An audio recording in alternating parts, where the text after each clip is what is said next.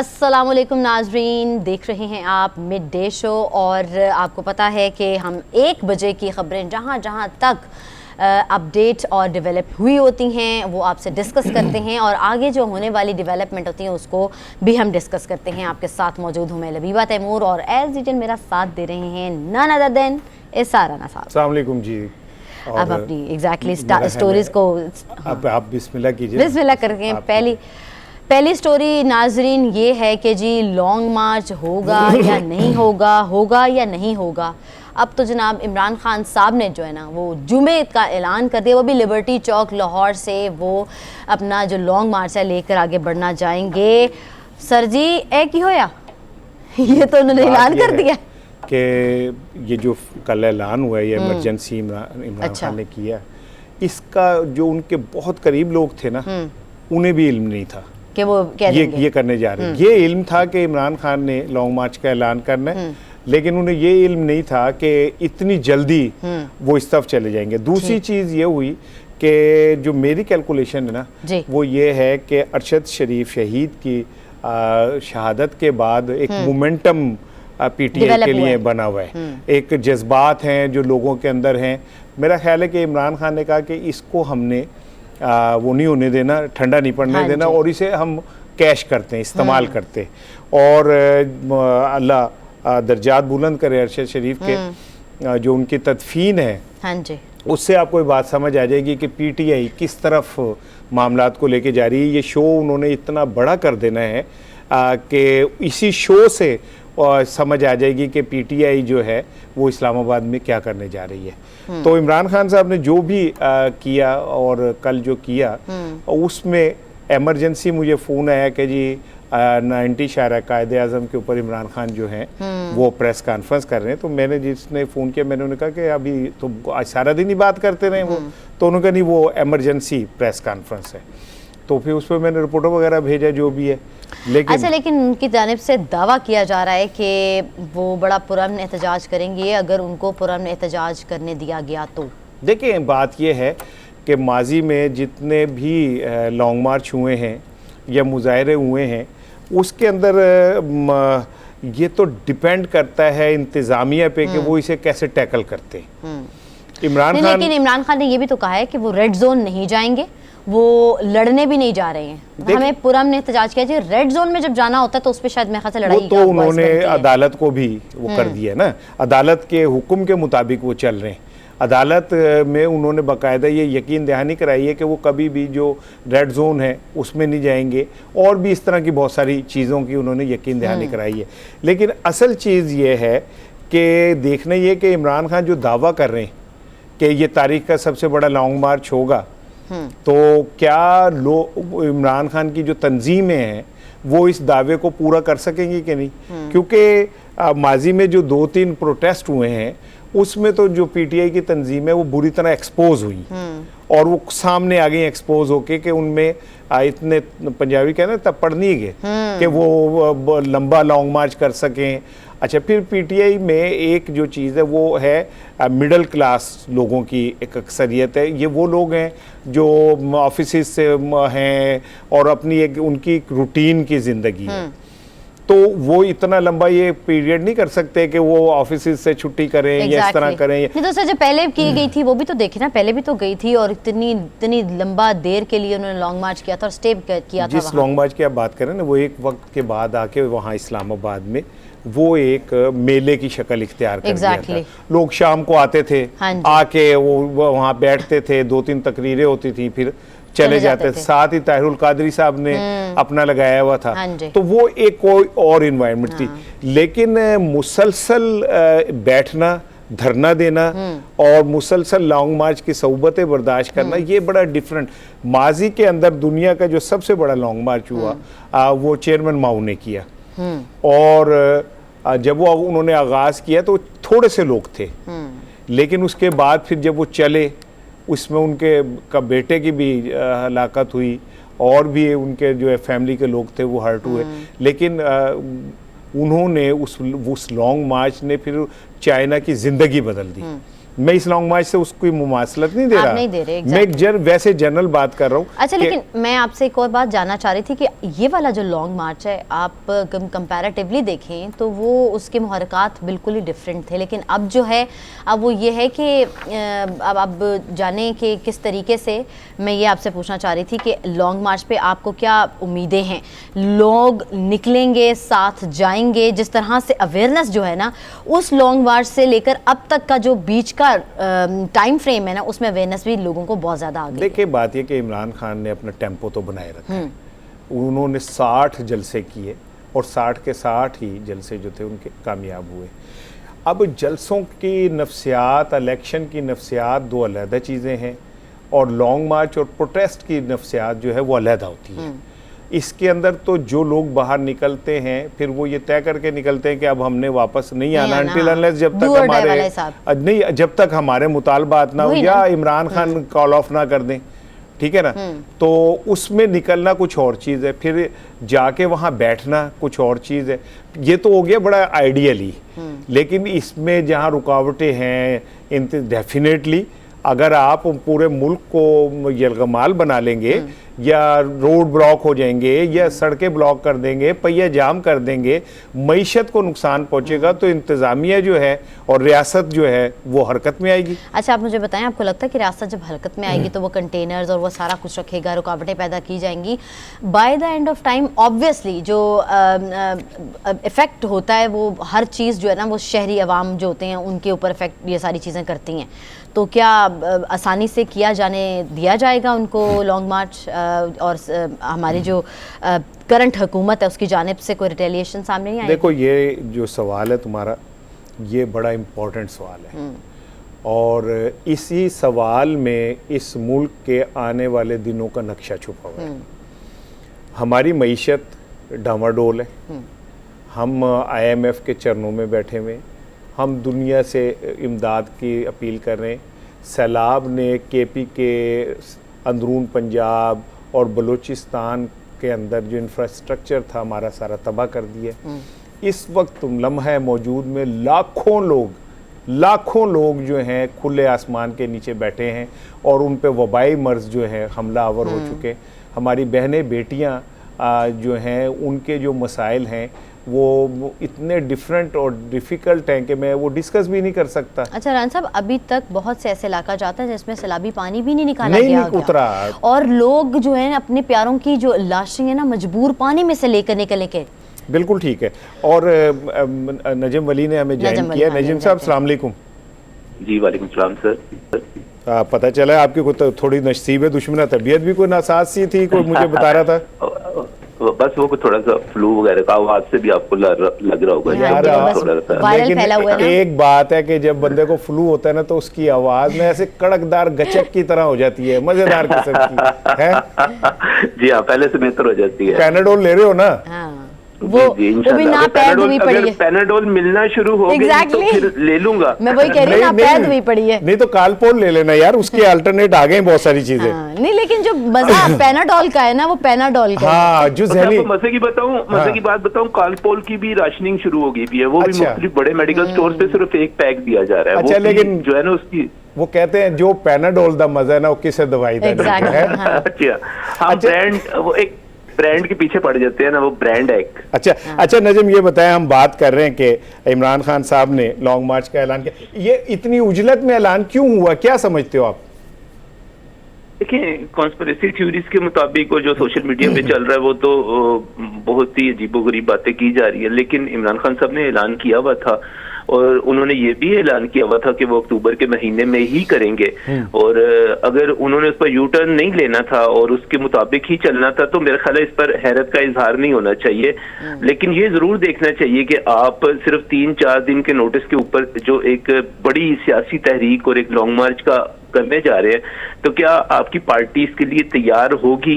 यकीनी तौर पे अभी आपने कुछ दिन पहले एक एहतजाजी मुजाहरे शुरू हुए, एक ट्विटर पे टॉप ट्रेंड चला जब आपकी नाअहली का फैसला आया कि निकलो इस्लामाबाद की तरफ, और हमने देखा कि किसी भी जगह पे कोई बड़ा ऐसा मुजाहरा नहीं हो सका पंजाब खैबर पख्तूनख्वा में आपकी हुकूमतें होने के बावजूद। तो क्या अब आप ऐसे में अपने बंदे निकाल सकेंगे? आपकी पार्टी तैयारी कर सकेगी लोगों को राब्ते कर सकेगी, ट्रांसपोर्ट का अरेंज कर सकेगी, उनको पहुंचा सकेगी। ये तो इस आप समझते हैं कि इस वक्त हुकूमत और इमरान दोनों की क्रेडिबिलिटी जो है वो दांव पे है। ख्याल है कि इमरान खान साहब जो हैं, मेरी जाती राय में तो खेल हार चुके हुए हैं। वो मुख्तलिफ जो राउंड थे खेल के वो हार चुके हुए हैं। इवन ईवान सदर में जो मुलाकात हुई वो भी, उसके बाद भी वो नाकाम रहे। और उसके बाद जो बहुत ज्यादा उम्मीदें जाहिर की जा रही थी, शेख रशीद साहब ने भी जिस पर ट्वीट किए कि पिंडी की कॉन्फ्रेंस के बाद कोई बहुत बड़ा इनकलाब बर्पा हो जाएगा और इमरान खान साहब दोबारा वजीर आजम बनने की राह हमवार हो जाएगी। तो आपने हामिद मीर साहब को देखा, आपने नदीम मलिक साहब को देखा, और वहाँ कुछ अहम लोगों ने बाकायदा उनसे राब्ते करके उनके प्रोग्रामों में इस चीज की तरदीद चलवाई कि भाई ऐसी तो कोई बात ही नहीं थी, आप किस किस्म की बातें और किस किस्म के शोशे छोड़ रहे हैं। और फिर हामिद मीर साहब ने वो ट्वीट जो था शेख रशीद साहब का वो भी पढ़ दिया। तो बुनियादी तौर पे पाकिस्तान की सियासत में जब तक आपको एस्टेब्लिशमेंट की पुष्ट बनाई हासिल ना हो और आप किसी किस्म की एहतजाजी तहरीक के बारे में, आप पंजाब की हुकूमत आपकी अपनी, आप मुझे बंदे निकाल के दिखाइएगा कितने बंदे निकलते हैं। बिल्कुल ठीक कह रहे हैं। मैंने नजम जो पहले सवाल किया था ये सारी चीजें हम समझ गए, आपने बहुत अच्छी था। मेरा सवाल ये कि मैं भी इसका जवाब तलाश कर रहा हूँ कि अचानक कल जो emergency press conference Imran Khan को करनी पड़ी, इसके पीछे क्या मोहरिकात हो सकते हैं?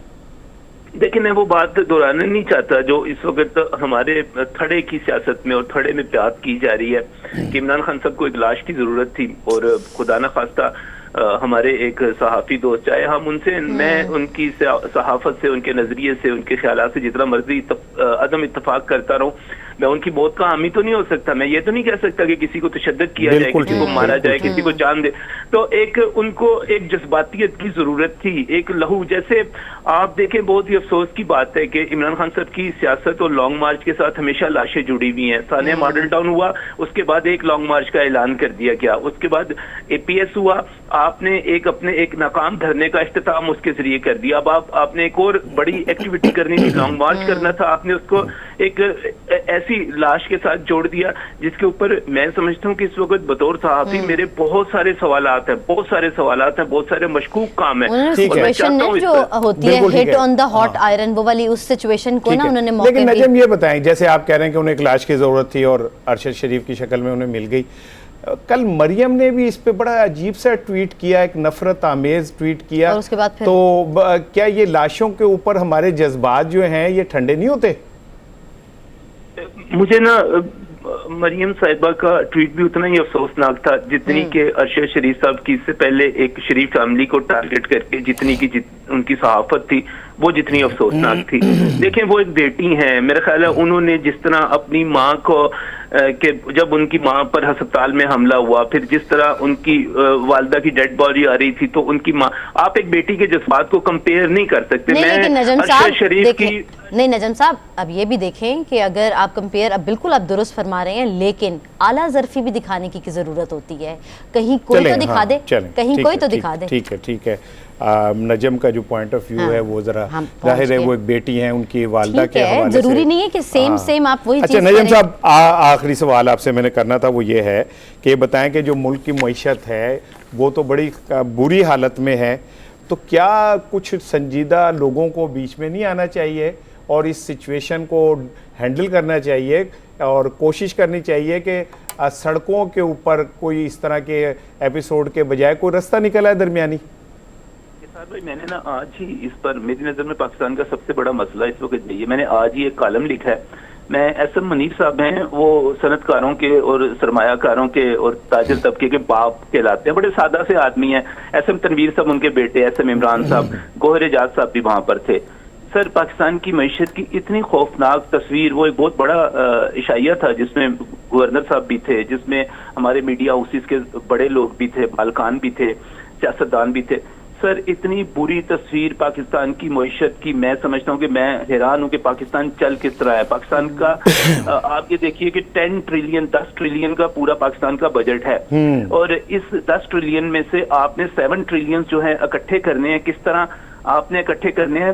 दावा करने कि हम टैक्स कलेक्शन करेंगे, उस टैक्स कलेक्शन में से 3 और बाकी 3 ट्रिलियन जो है वो आप दीगर जराए से लेंगे। जो 7 ट्रिलियन आपने इकट्ठे करने हैं टैक्स कलेक्शन के जरिए, जरा गौर कीजिएगा, उसमें से 3.5 आपने दे देने हैं सूबों को, आईनी पाबंदी आपके ऊपर। आपके पास आपके पास पीछे बचे sir 6.5 trillion.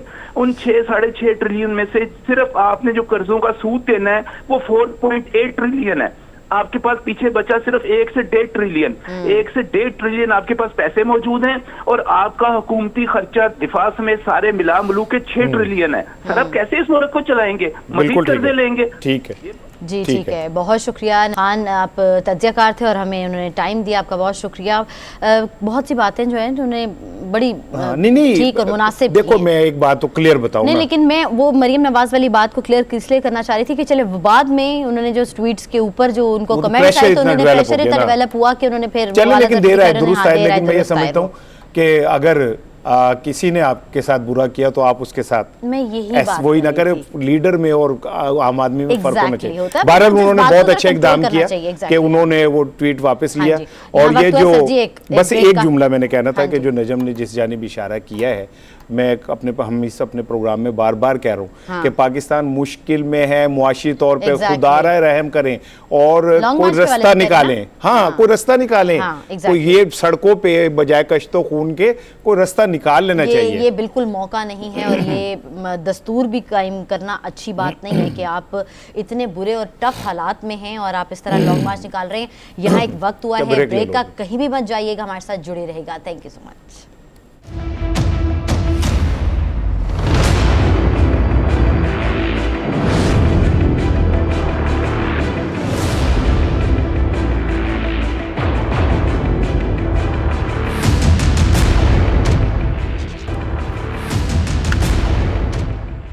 Welcome back to the mid day show. 1 बजे तक अब क्या डेवलपमेंट हुई और क्या क्या हुआ उन सब का हम आपके सामने तज्जिया और तबसरा साफ रख रहे हैं। और अब जो कुछ अदालती इश्यूज़ हैं, कुछ जिनके ऊपर डेवलपमेंट हुई हैं, उनके ऊपर बात करेंगे। लेकिन फंडिंग केस इमरान खान के 2 शरीक मुल्ज़मान की अबूरी ज़मानत मंजूर हुई है, एक ये केस है।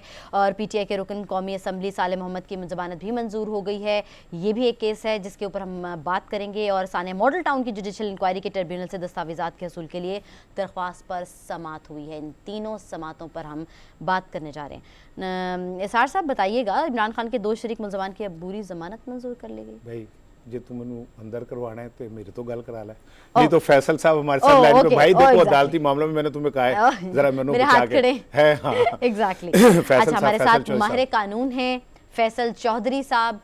बहुत शुक्रिया फैसल साहब आपके वक्त का। 3 केसेस के हवाले से मैंने वन लाइनर आप लोगों को बता दिया है।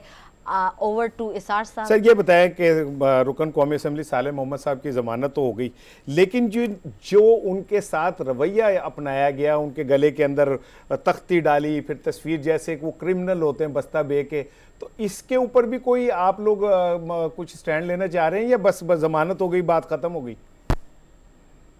देखिए, ये बहुत ही काबिल मजम्मत हरकत है और बहुत ही काबिल नफरत हरकत है। और ये जो सियासी अपोनेंट्स हैं, सियासी मुखालफीन को इस किस्म का जो रवैया अख्तियार करना जो है, ये बहुत ही इनकी एक हमेशा से रविश रही है, जिसको बंदा जो है अब क्या कहें कि वो कहते हैं चेयर्स हैव कम डाउन, यानी बड़ी जगहों पे छोटे लोग पहुंच गए हैं। इस किस्म की जो हरकत है ना तो सियासी तौर पे, ना इखलाकी तौर पे, इंसानी तौर पे, आईनी और कानूनी तौर पे तो है ही, किस तरह से जस्टिफाई किया? फैसल साहब ये बताइए कि इमरान खान ने तो जो जमानत दी है अदालत में और रेड जोन नहीं जाएंगे और इस तरह का ये नहीं करेंगे, वो नहीं करेंगे, अब जब लॉन्ग मार्च होगा और आप उनके साथ आवाम होगी तो कैसे आप कंट्रोल करेंगे, उन्हें कैसे पाबंद रखेंगे कि जो आपने वादे किए हैं कि उसके मुताबिक रहें वो?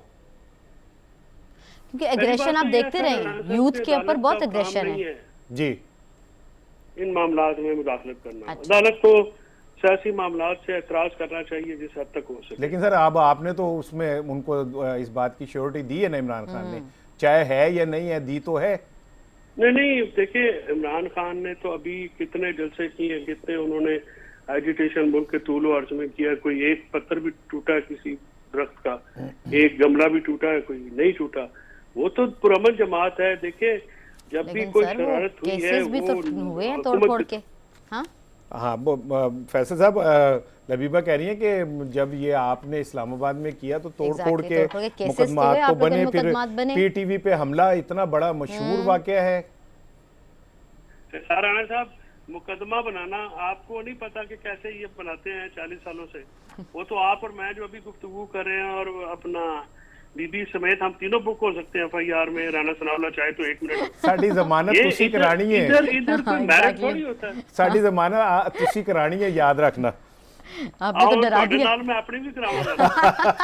अच्छा सर, ये बताएं, आज साने मॉडल टाउन की जुडिशल इंक्वायरी के जो ट्रिब्यूनल है उन्होंने दरख्वास्त दी कि जी हमें उसके दस्तावेज चाहिए। तो जस्टिस शाहिद करीम ने जब रिकॉर्ड के उन्होंने दरख्वास्त दी थी तो पता चला कि जी रिकॉर्ड हुकूमत के पास नहीं है। हाँ, ये सर ऐसे रिकॉर्ड ही खेल रहे हैं अभी हम। इतना बड़े साने का भी रिकॉर्ड खेला जा रहा है सर, क्यों और वो सर भी क्यों? और वो भी नहीं मिल रहा। वो जब ये बाहर से नवाज शरीफ वगैरह अभी भी हैं, तो आपने देखा आग लगने के जो वाकयात कम हो गए। तो ये जब आते हैं तो एकदम आग भड़क उठती है, अवामी मरकज जल के खाकस्तर हो गया। जहाँ जहाँ पे इनके कोई लिंक है, तो वो रिकॉर्ड का मुझे इसकी तफसीलात का तो नहीं पता कि कहाँ है, लेकिन रिकॉर्ड किसी भी एजेंसी के कस्टडी में तो होगा या कोर्ट फैसल में तो साहब, लाजमी होना चाहिए। 4 साल पीटीआई की हुकूमत रही, नवाज शरीफ शहबाज शरीफ पे तो ठीक है आप कह सकते हैं, 4 साल में पीटीआई की हुकूमत ने भी तो इस पे एक तीला नहीं तोड़ा। नहीं, इसमें एक देखें, आपको थोड़ा इसको मैं बताना चाहूंगा। ये जो केस है ना, ये चालान केस नहीं है, ये इस्तगासा फाइल किया हुआ है पाकिस्तान अवामी तहरीक ने हाई कोर्ट में, और वहां पे ये एक कानूनी क्वेश्चन था कि JIT जो है वो दूसरी बन सकती है कि नहीं। ये मामला उसकी वजह से अटका हुआ है, वरना अगर ये चालान केस होता और पुलिस के पास इन्वेस्टिगेशन होती तो हम श्योर ये 4 सालों में खत्म हो जाता। ठीक है। अच्छा सर, एक सवाल और बताइए कि अदालती कमीशन बन गया है अरशद शरीफ की शहादत पे, वज़ीर आज़म ने एक अच्छा इकदाम है, वज़ीर आज़म ने बर वक्त ऐलान किया। अब आप समझते हैं कि ये जो अदालती कमीशन है ये इतना फ़ाल होगा कि कीनिया में भी जाके तफ्तीश कर सके और फैक्ट्स जो हैं वो इकट्ठे कर सके? देखिए जी, अगर तो ये पब्लिक हियरिंग ना हो और अगर इस कमीशन की रिपोर्ट पब्लिक ना हो पहलों की तरह, तो ये तो फिर आई वॉश होगा, यानी ये तो बस ऐਵੇਂ ही है। तो अगर तो ये प्रॉपरली अरशद शरीफ का जो उनका उनकी शहादत है वो बड़ा अंदोनाक वाकया है, पाकिस्तान की तारीख में बहुत ही दर्दनाक, सफाकाना, और इसकी जितनी भी मजम्मत की जाए वो कम है। वो इस किस्म का वाकया है।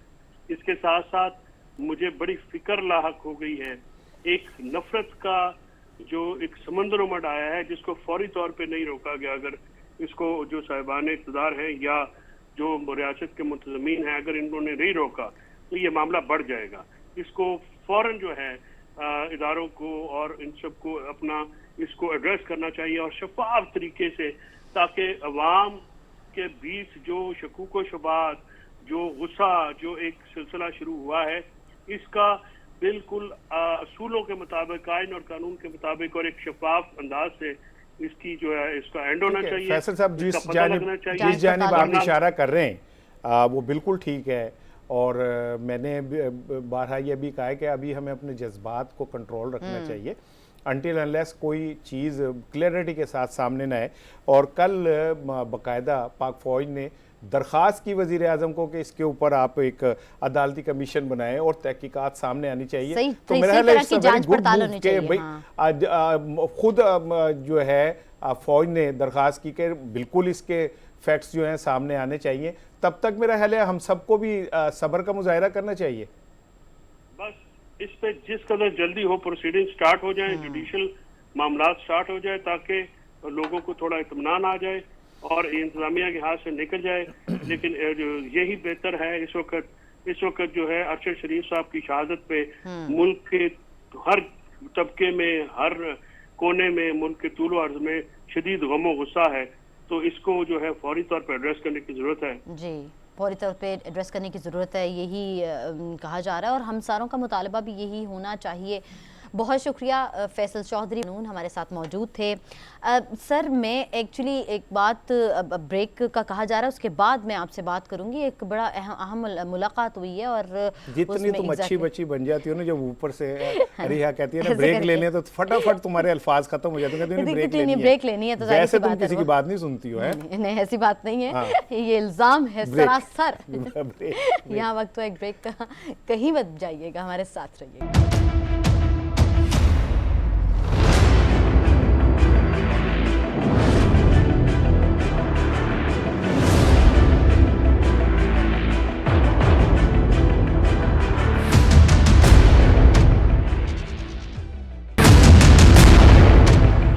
Welcome back to the mid day show. और हम बात कर रहे हैं अब तक की डेवलपमेंट के ऊपर और आगे जो होने वाली हैं डेवलपमेंट्स उसके ऊपर भी बात करेंगे। मैं एसआर साहब आपसे पूछना चाह रही थी, साने मॉडल टाउन की जुडिशल इंक्वायरी के ट्रिब्यूनल ने दस्तावेज़ात के हुसूल के लिए दरख्वास्त दे दी, ये क्या मामला है? देखो, जब हमने किसी भी मुल्क के मुतालिक ये देखना हो कि वो कहाँ खड़ा हुआ है, तो उसके जो इंसाफ होता है ना, उसको देखना चाहिए। मॉडल टाउन का जो सान्या हुआ,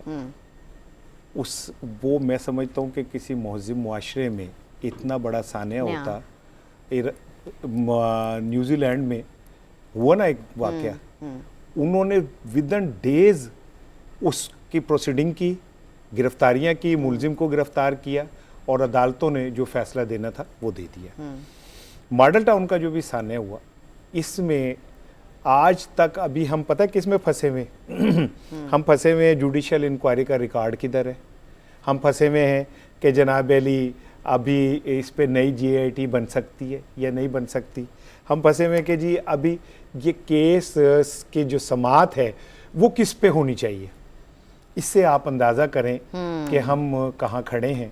मैं ज़रा महफूज लफ्ज़ों में आपसे कह रहा हूँ, सॉरी, कि अगर ये किसी महज़िब मुआशरे में इस तरह का सान्या हुआ होता तो अब तक इसके फैसले भी हो गए होते और किताबों में वो फैसले लिखे भी जा चुके होते। लेकिन हम अभी तक सिर्फ इस जगह खड़े हैं कि इसकी जुडिशल इंक्वायरी जो है उसका रिकॉर्ड किधर है, और रिकॉर्ड गुम हो गया। हुकूमत कह रही है हमारे पास नहीं है। मैं वही पूछना चाह रही थी कि ये क्या मामला है कि हुकूमत के पास इसका रिकॉर्ड ही मौजूद नहीं है, या तो ये रिकॉर्ड नहीं मौजूद या फिर ऐसा है कि रिकॉर्ड लुका लिया है, नहीं छुपा लिया है। वो रिकॉर्ड छुप नहीं सकता ना, वो ऐसा हो सकता गुमा दिया है। नहीं, गुम भी नहीं सकता, कहीं ना कहीं मौजूद होगा। लेकिन असल चीज़ तो यही है, जो मेरा सवाल है कि justice delayed is justice denied. हम ज़ाती तौर पे समझते हैं कि मुआशरों के अंदर अमन का इस्तेहकाम के लिए ज़रूरी है कि फौरी फैसले होने चाहिए। वो चाहे ठीक है, लेकिन अनफॉर्चुनेटली मैंने कुछ दिन पहले भी ये बात की थी कि हमारे यहाँ जो फैसले होते हैं वो ज़्यादातर नज़िया ज़रूरत के ऊपर बेस कर रहे होते हैं, सियासी मसलहतों पर बेस कर रहे होते हैं। इसार साहब, क्या सानिया मॉडल टाउन इतना छोटा सानिया था कि उसका रिकॉर्ड ही कहीं दबा दिया गया, उसके ऊपर फाइलें आ गई, कहीं गुम गया? मतलब मुझे तो समझ नहीं आती है, किसी के ज़ाहिर सी बात है रिश्ते में हर कोई है, गया है, छोटा मामला नहीं था वो सानिया मॉडल टाउन का, अब रिकॉर्ड गुम गया। मुझे इस उसमें से ना मैं निकल ही नहीं पा रही कि रिकॉर्ड गुमा दिया। बात ये कि रिकॉर्ड मैं फिर कह रहा हूँ गुमा नहीं है, नहीं गुमा। नहीं, मुझे तो लगता है रखो, तुम तो ऐसे जैसे कोई तुम्हारी कमेटी लेके भाग गया। भाई रिकॉर्ड मौजूद है, अल्लाह की कसम कमेटी लेके भाग गए होते तो मुझे इतना दुख ना होता है। मतलब रिकॉर्ड ही हुकूमत के पास नहीं है और वो पेश हो जाएगा, कोई ऐसी बात नहीं है। राना साहब, आपने मुझे तसल्ली दी है, मैंने तसल्ली नहीं, बिल्कुल। ये देखिए, हम इतने भी गए गुजरे नहीं है यार। अच्छा, इतना भी हमारा वो नहीं है कि नहीं इंशाअल्लाह ताला। और जो चुप रहेगी जुबान खंजर लहू पुकारेगा आस्ती का। तो जुल्म जो है वो जल्द या बदेर एक्सपोज तो होता है। लेकिन वजीर आजम ने जो अदालती कमीशन बनाया, मैं अप्रिशिएट करूंगा, ठीक है ना, मिलनी चाहिए, क्योंकि वजीर आजम ने उसी दिन फ़ोन भी किया और फ़ोन करके उन्होंने कीनिया में और इस सारे वाक़यात की वो बात की। और बाकायदा उन्होंने कीनिया पे आपने बजाया फ़ोन किया, वो सऊदी अरब के दौरे पर हैं और उधर ही से उन्होंने एक वीडियो पैगाम भी भेजा। बिल्कुल। और इसमें एक दूसरी पॉजिटिव चीज़ जो है ना वो ये है कि फ़ौज की दरख्वास्त के ऊपर ये बना, बहुत अच्छी बात है, बहुत अच्छी बात है। हाँ, ठीक है। और मैं ये समझता हूँ कि यहाँ पे कोई कुछ भी कहे मुझे, लेकिन मैं समझता हूँ कि क्रिटिकल मौकों के ऊपर अपने जज्बात पे काबू रखना चाहिए, बहुत जरूरी है। और हमें किसी भेड़ चाल का हिस्सा नहीं बनना चाहिए। और एक दफा दूध का दूध पानी का पानी तो होने देना, पता तो चले ना कि असल क्या हुआ क्या है। अब कल एक और कंट्रोवर्सी क्रिएट हो गई जब इमरान खान ने कहा कि जी मैंने उन्हें कहा कि आप मुल्क से बाहर चले जाएं, ठीक है ना। तो उसके ऊपर फिर सवाल उठे कि जनाब आप जिन्होंने उन्हें मुल्क से बाहर भेजा, ठीक है ना, वो उनसे भी पूछा जाए कि आपने मुल्क से बाहर क्यों भेजा। और दूसरी बात ये कि इस पे भी तहकीक होनी चाहिए कि वो मुल्क से बाहर गए क्यों, उन्हें ऐसे हालात का सामना क्यों करना पड़ा। हम सहाफ़ी हैं, हमारा काम है सच कहना। मैंने कल भी कहा कि सहाफ़ी को किसी जमात का तर्जुमान नहीं होना चाहिए। सहाफ़ी को अपनी वो बात करनी चाहिए जो हकीकत पे मबनी हो, ठीक है ना। इसी के ऊपर बात किसी करने का के लिए हिस्सा नहीं बने। तज्ज़ियाकार है सलमान आबिद साहब, हमने हमें ज्वाइन किया है। बहुत शुक्रिया सलमान साहब आपके वक्त का। सलमान साहब अस्सलाम वालेकुम। भाईजान क्या हाल है? मुझे लगता है आप सो गए थे, फोन नहीं उठा रहे थे आप। नहीं सो नहीं रहा था मैं ना, ब्रिगेडियर फारूक हमीद के साथ डॉक्टर जरका के घर आया था, वो बेल बंद थी, मुझे पता नहीं चला। अच्छा, आपने दो बड़े नाम लेके हमें वैसे ही मरूब कर दिया है ना?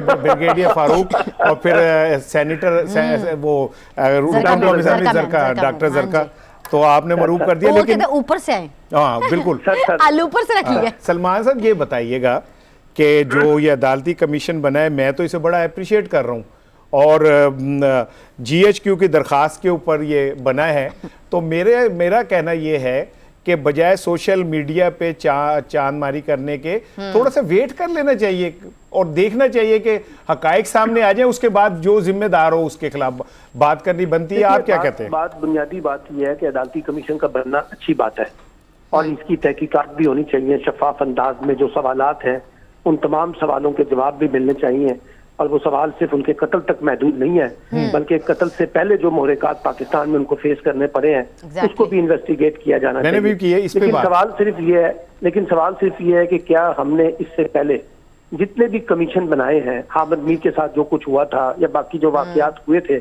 उनकी कोई रिपोर्ट आई है? नहीं आई है। इसी वजह से लोगों के अंदर डाउट रहते हैं, और हमारे यहाँ आमतौर पर जब कमीशन बनते हैं तो लोग समझते हैं कि ये कमेटी डल गई है, इसमें से निकलेगी कुछ नहीं। लेकिन अगर निकल आए तो बहुत अच्छी बात है। और जो कल DGISPR ने कहा है ना कि इदारों पे बहुत ज्यादा बिला वजह तनकीद हो रही है, इसको रोकने का भी तरीका यही है कि अदालती कमीशन जल्द से जल्द फैसला सुनाए, इन्वेस्टिगेट करे, जो भी इसके अंदर लोग इन्वॉल्व हैं, इंगेज हैं, उनके नाम सामने आए। लेकिन अगर वो नहीं होता और इसमें इसको पुरानी माजी की रिवायत के तहत ही कमीशन बनते रहे, कुछ ना निकला, तो फिर इदारों पे भी जो तनकीद होगी वो किसी न किसी शक्ल में होती रहेगी। ठीक है, ये लाहौर को क्यों मुंतखब किया इमरान खान ने, लिबर्टी चौक को क्यों मुंतखब किया है? उसकी एक बड़ी वजह यह है कि पाकिस्तान में लाहौर जो है वो सियासी सरगर्मियों का मरकज रहा है, तहरीकों का मरकज रहा है, तो उनका ख्याल ये था कि लाहौर से ही तहरीक का आगाज किया जाए। और दूसरी बात यह कि पंजाब में उनकी हुकूमत है, तो उनको लगता था कि हम लाहौर से जब पिंडी तक जाएंगे तो कोई बहुत बड़ा जो है ना हमें क्राइसिस उस तरह से लीड नहीं करना पड़ेगा, क्योंकि उसकी अपनी प्रोविंशियल गवर्नमेंट है। एक बात का जवाब दें, मैं अभी बार बार एक ही बात कर रहा हूँ कि जो हमारे मुआशी हालात हैं वो बहुत खौफनाक हैं, और इन हालात में ये लॉन्ग मार्च तो मईशत का मजीद बेड़ा गर्क कर देगा, कोई दरमियानी रास्ता नहीं निकलेगा। इसमें कोई शक नहीं है कि लॉन्ग मार्च मसले का हल नहीं है, टकराव मसले का हल नहीं है, लड़ाई मसले का हल नहीं है। ये तो दोनों फरीकों को समझना चाहिए ना, हुकूमत को भी समझना चाहिए और उन इदारों को भी जो मामलात को देख रहे हैं। इसार साहब मुझे बताएं, लड़ाई किस बात की? सलमान बताएगा। अच्छा, जी सलमान। मैं ये कह रहा हूँ कि देखिए, बुनियादी बात यह है कि जो अफाम तफहीम होनी चाहिए थी इस बात के ऊपर कि अगली इलेक्शन के ऊपर हुकूमत और अपोजिशन और एस्टैब्लिशमेंट के दरमियान इत्तफाक हो जाता। अब वो जब इत्तफाक नहीं हो पा रहा तो जिससे कॉन्फ्लिक्ट जो है वो बहुत ज्यादा बढ़ गया। ये जो सदर मुमलिकत डॉक्टर आरिफ अलवी ने भी पसे पर्दा बैठ के नेगोशिएशन किया है हुकूमत के साथ, एस्टैब्लिशमेंट के साथ, इमरान खान के साथ, वो भी नतीजा खेज नहीं हो रहा। जो मुलाकातें हुई, मामलात बातचीत के जरिए रिजॉल्व हो जाते तो बस मसला हल हो जाता। लेकिन लगता यह है कि हमारे यहाँ जो सियासत और जमहूरियत के लोग हैं वो मामलात को सियासी अंदाज में हल करने की बजाय ताकत के अंदाज में जब चीजों को डील करते हैं। मैं भी पूछ लूं सलमान साहब से कि सलमान साहब, लड़ाई जिस चीज की है, जिस हुकूमत की है, वही हुकूमत स्टेबल नहीं रहेगी तो फिर इन लोगों का क्या फायदा लड़ाई करने का? लेकिन ना, ये तो बात हमारे सियासतदानों को सोचनी चाहिए ना कि जो अपनी जाती सियासी मफादात से निकलकर मुल्क के मफादात, रियासत के मफादात को ज्यादा अहमियत दें, सियासत को, जमहूरियत को मफाद को दें। लेकिन अगर हम जातियात पर मबनी लड़ाई के अंदर इस अंदाज के अंदर उलझ जाएंगे जिससे मुल्क के मसाइल और ज्यादा गंभीर हो जाएंगे, माशी तौर पर भी, सियासी तौर पर भी। तो यही तो एक लर्निंग है जो हमें हमारे सियासतदानों को माजी की गलतियों से सीखना चाहिए। ठीक है, ऐसा नहीं है कि उनको समझ नहीं है। हाँ बिल्कुल। अच्छा सलमान, अभी नजम वली से हमारी बात हो रही थी, उन्होंने एक जुमला कहा कि इमरान खान को हमेशा एक लाश या लाशों की ज़रूरत होती है, तो ये तो बड़ा खौफनाक उन्होंने बात की। और क्या खुदा ना खास्ता, अल्लाह ना करे अगर कोई ऐसा हुआ तो ये तो वैसे ही हम एक अजीब से दौर से गुजरने, नफरत मजीद बढ़ेगी। की सियासत तो हमने देखी है 2013 के बाद या 11 के बाद, उससे पहले तो इमरान खान नहीं थे ना, तो तब भी हमारे यहाँ ये लॉन्ग मार्च और इस किस्म की एहतजाजी तहरीकें होती थी। उस वक्त किसको लाशें दरकार होती थी? देखिए, मेरा नहीं ख्याल कि हम इस तरह की गुफ्तगू करें कि किसी को लाश दरकार है। देखिए, बात बड़े मसला सीधा सा है, एक सियासी मसला है बहुत शुक्रिया सलमान आबिद, हमारे साथ मौजूद थे, आपका टाइम आपने दिया हमें। और ये था इसार साहब, अपने नाज़रीन को बताते चलूँ कि आज का मिड डे शो, अब तक की डेवलपमेंट और आगे आने वाली कौन सी डेवलपमेंट हैं। इंशाल्लाह फिर मुलाकात होगी नई अपडेट के साथ। इंशाल्लाह मंडे को नई अपडेट के साथ आएंगे। 1 बजे तक क्या क्या होगा अब तक उसे डिस्कशन करेंगे।